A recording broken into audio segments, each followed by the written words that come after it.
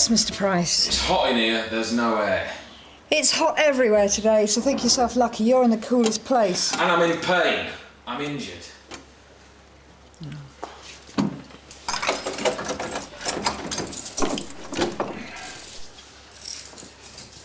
So, where do you think you're injured? Right here, my ribs. Them mates of yours roughed me up, didn't they? Really? And why didn't you mention this before? It's only just come on. You've been arrested on behalf of Severn Valley Police, Mr. Price. I know that. And officers from Severn Valley are arriving to take you back. Well, you can tell them I'm too ill to be moved, can't you? All right, we'll get a doctor to take a look at you. Thanks. Through. Sarge? This is DS Castleman, WDC Bonnie, the Severn Valley Police. Morning, DS Beech. Hello. Haven't you people got proper air conditioning? Yeah. It's called a window. Margaret Ames and Gail Ames, Sarge, mother and daughter, arrested at 9:30 this morning for theft at number 17 Ness Avenue.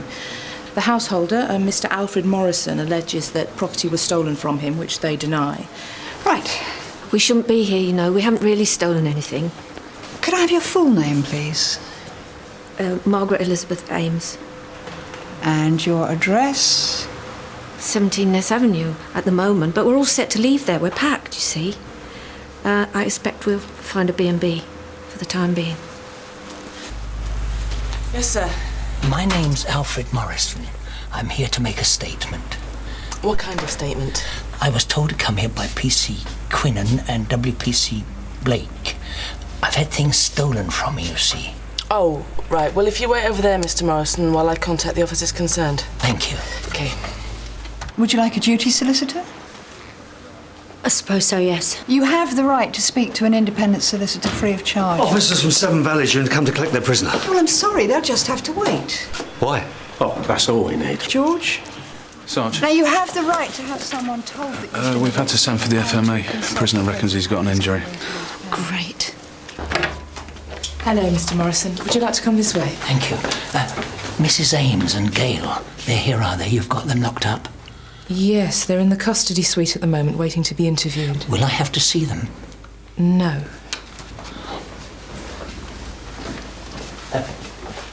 The list of stolen property, it's all here. Good. With all due respect, June, is it? Price could be trying it on. He's good at talking his way out of a situation, you see. We know him, you don't. Yeah, maybe so, but as custody officer, I can't let him leave here until the FME's taken a look at him. And do you know why he's trying it on? No. Because you're female. He probably thinks you're easy to con. Then he's got it wrong, isn't he? Is the FME with him now, Sarge? No, he'll be here as soon as he can. He's busy at the moment. You know, it's a pity I couldn't talk to Price. I could probably make him change his mind, right, sir? Well, I'm sorry, but the prisoner is still in my charge. Don, what happened when you arrested him? Nothing happened. Well, was there a struggle? Well, I wouldn't exactly call it a struggle. When he opened the door and saw me and Rod standing there, he tried to make a run for it back inside the house. We went in after him. We caught him, we restrained him, and then we cautioned him. That's all there was to it. The man's evil, and he's having you on. Believe me, he'll try every trick in the book. Why don't we let the FME be the judge of that? Mr. Morrison. Sorry to have kept you. Right, Mr. Morrison. Well, as I told you when you arrived this morning, I had already told Margaret and her daughter they had to go. When did you tell them to leave? Yesterday afternoon. I thought that would give them time to get their things together and make other arrangements. When I checked their things, I found they had stolen certain items from me. Well, when you say you checked their things, what exactly do you mean? Well, their things were in the hallway, in bags and boxes, and I happened to notice something that belonged to me, so I checked the lot. This is a list of the things that have been stolen. One bedside clock radio, nearly new. One pair of slippers, also fairly new. Ladies' slippers? Men's slippers, my slippers. One microwave oven, only a small one. I bought it for quick snacks. One full bottle of gin, unopened. One cut glass crystal ashtray. Mr. Morrison, could we just get a few things straight before we go any further? Of course. How long had Mrs. Ames and her daughter been living in your house? For about 3 months. And what's your relationship with them? I'd employed them. As what? I work from home, you see. Work for myself. About 3 months ago, I decided it was about time I got myself a housekeeper and somebody to do a bit of office work. So I advertised for a lady who could be both a housekeeper and a bookkeeper. No proper wages. And what does that mean? It means that in return, she would receive some spending money and free accommodation. No strings attached, of course. No, of course. So Mrs. Ames and her daughter answered the ad, did they? Yes, they were looking for somewhere to live. Margaret said she was a first-rate housekeeper, and Gail said she'd studied accountancy, so I took them both on. So what were they like? Were you happy with them? No. I soon found out that Margaret wasn't that good when it came to running a house, and her cooking isn't really up to scratch. And as for Gail, well, the only thing she can add up is the price of a packet of cigarettes. So what does he want this time? Oh, I don't know, Sarge. Just says he wants to talk to you.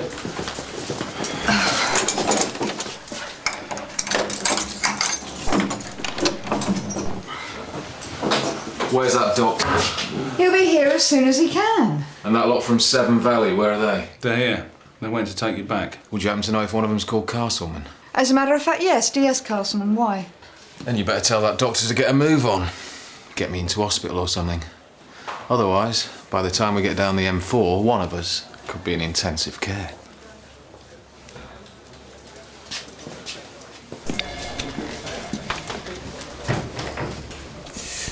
There we go.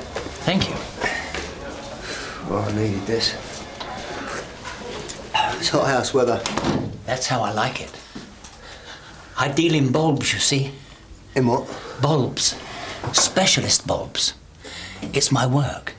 It's what I've always done. Oh. I buy them from small garden nurseries, the ones that cultivate named species. Some of them are getting quite rare, you know, and quite expensive. Right. Up until the time Margaret Ames and her daughter came to live with you, Yes? had you always lived alone? Always, yes. You've never been married? No. I suppose I've always been too busy. With your bulbs? Yes.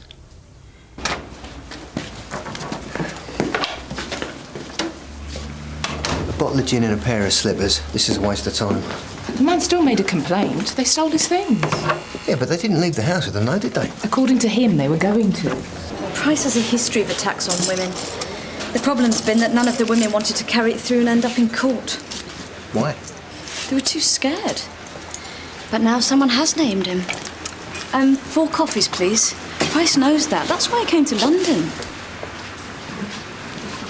Does your mate always expect you to wait on him? Always. Still, helps to keep the peace. Try and get these. Oh, thanks.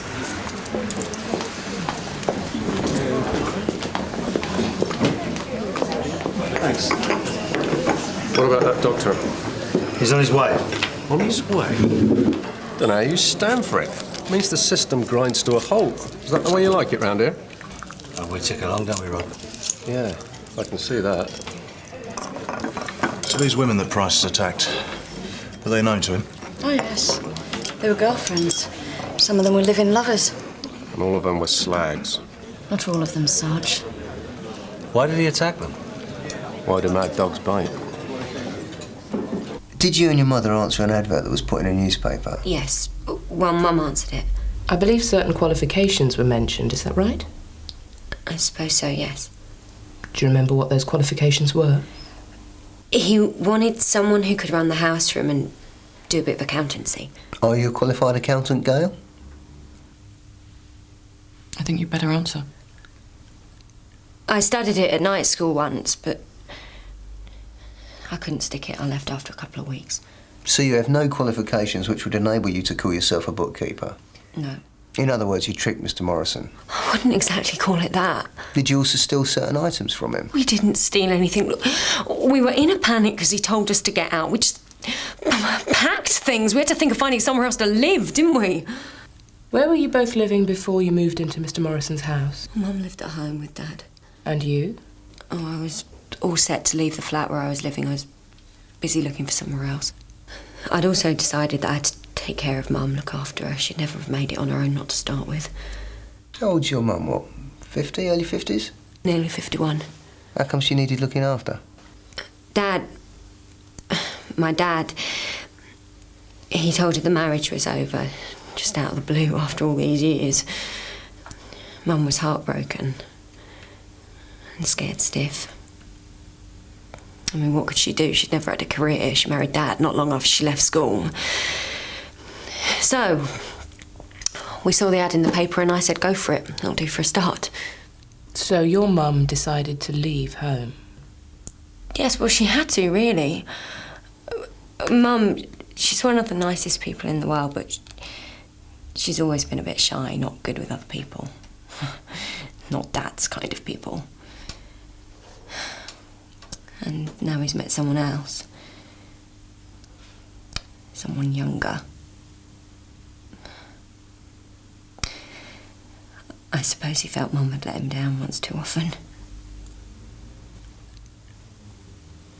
And this is where she ends up. Hello, Doctor. Morning, June. Fetch Mr. Price, will you, George? You're going to love this one. The clock radio was at the side of my bed. Did it belong to you? No, it was his, but he never used it.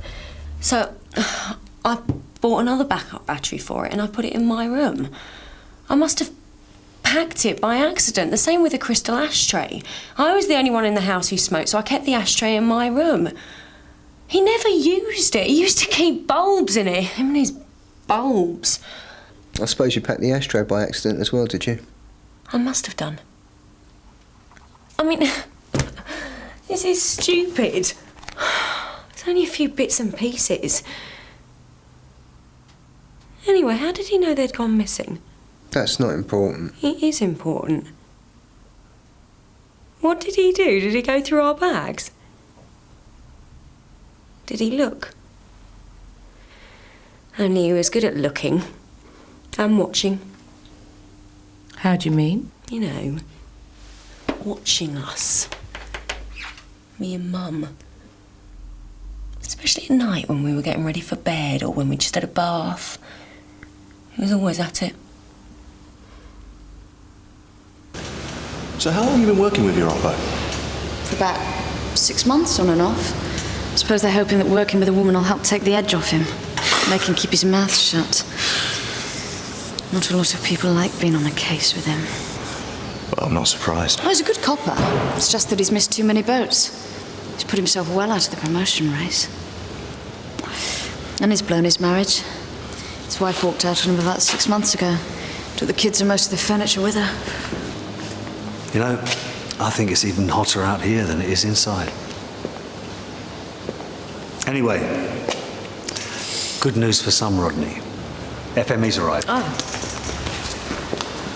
So, what you just said, it can't be his only problem, can it? Whose? Well, your mates. I mean, what is it between him and Price?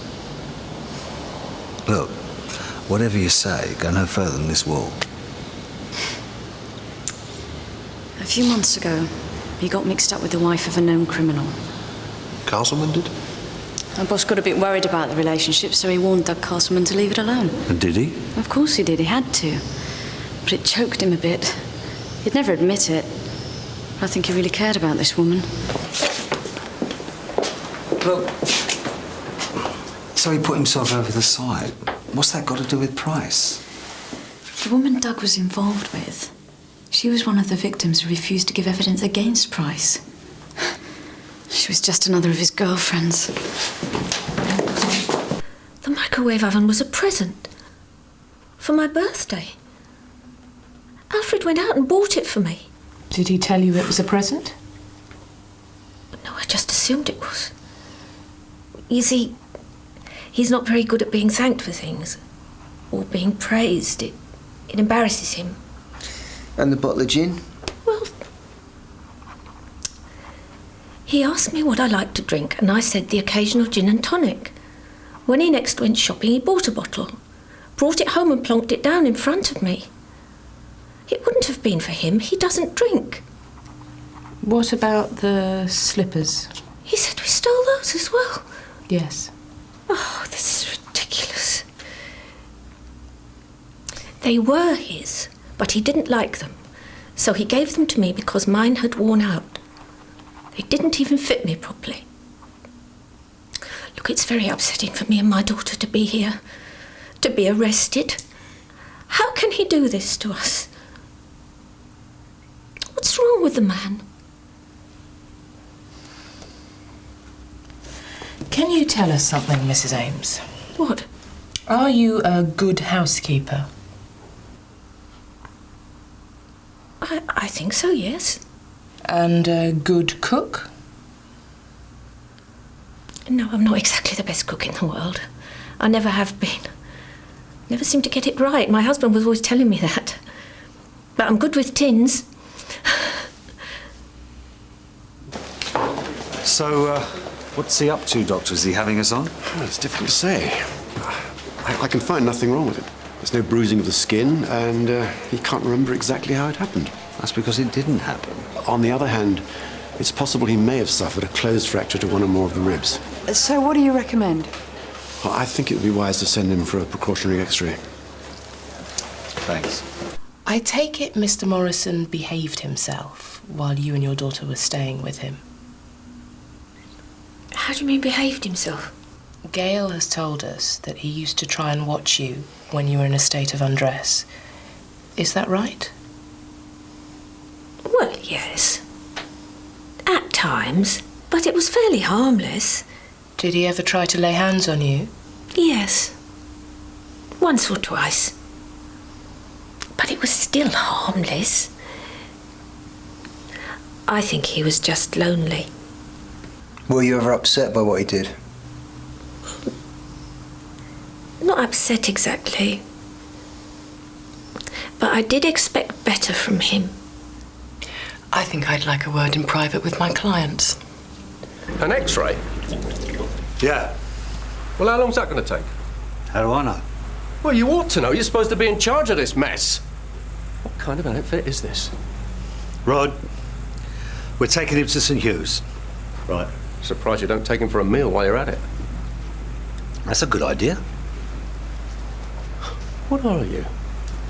Some kind of mug? All right, Sarge. No, never mind about all right, Sarge, because it's not all right, Sarge, is it? We've already told you.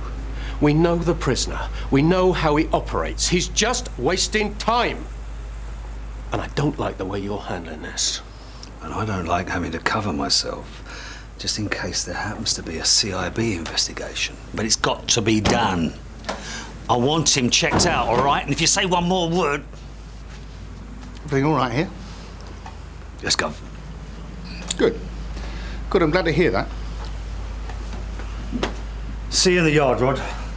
Hey, listen, will you? Look, I need this one. I need to take him back with us. Today. Yeah? Well, it's not down to me, is it? And whatever grievances I don't you may have grievances. I'm too long in the game for that. But I do have enemies. There are too many people waiting for me to make a mistake. You must know what it's like. Oh, I do, mate. I've had it all my working life. That's why you've picked the wrong one for sympathy. Sorry, Sarge. Won't take no for an answer. Says he wants to speak to you again. Must have taken quite a fancy to you, Jim.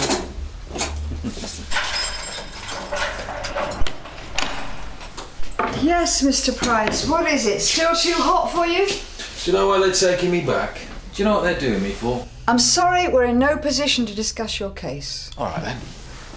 Discuss this with me. You're all set to take me to hospital for an X-ray.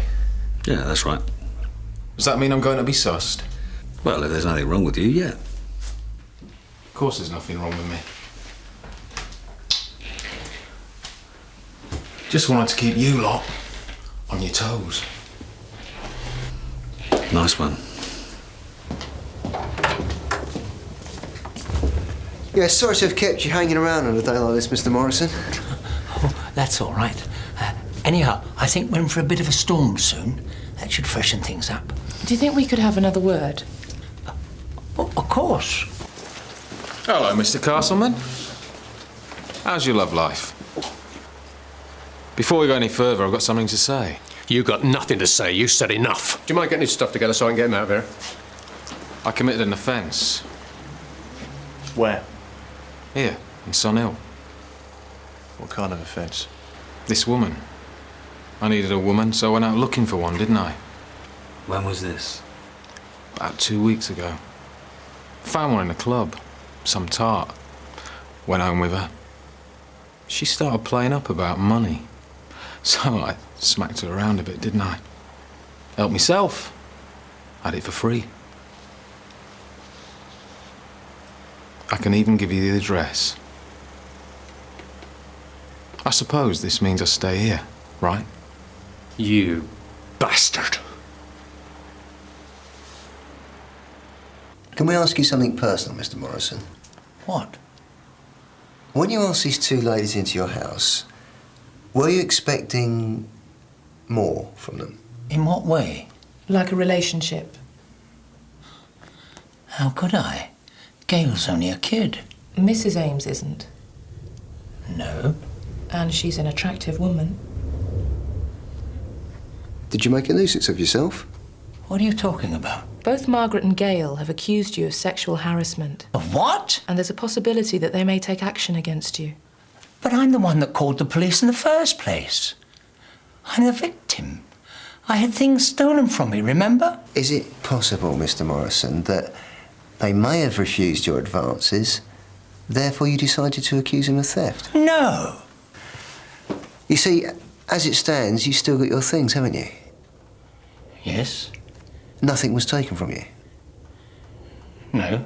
Then perhaps it would be easier all round if you dropped the complaint. We can let Margaret and Gail go. Once they've collected their belongings, you won't have to see them again. You can get on with your own life. It's up to you, Mr. Morrison. Yes. Perhaps that would be the best thing to do. I did nothing wrong, you know. I was glad of their company, that's all. I wanted to share things with them. But I didn't know the right way to go about it. Not properly. Do you think that gave them the wrong impression? Yeah, possibly, yeah. What a shame. You know, with all their faults, I shall miss them. Miss having them around. Never mind, Rod. They'll be back. And if not, maybe she'll arrest a prisoner on your behalf one day, and you can go out to the sticks and visit her.